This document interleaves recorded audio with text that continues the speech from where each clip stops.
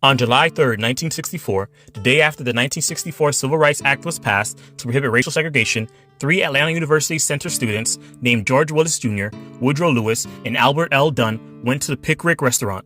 Before they could enter, owner Lester Maddox shouted, "You no good dirty devils." He then pulled out his pistol and pointed it at them, yelling, "Get the hell out of here or I'll kill you."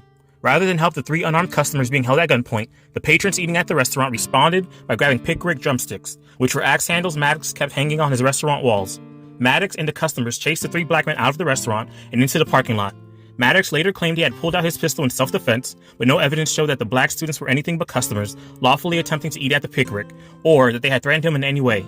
After Maddox was arrested and released on a $1,000 bond, whites from all over the country rallied to his support, endorsing his defiance of the Civil Rights Act. People ran ads fundraising for his defense fund, and the restaurant saw an increase in patrons.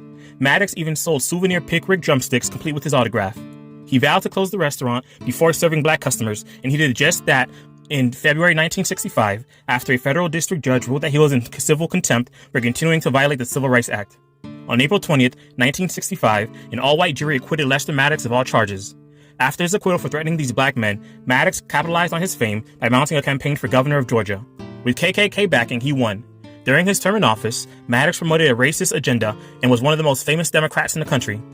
In a 2001 interview, Maddox remained an advocate for racial segregation, saying, quote, "I want my race preserved and I hope most everybody else wants theirs preserved," unquote.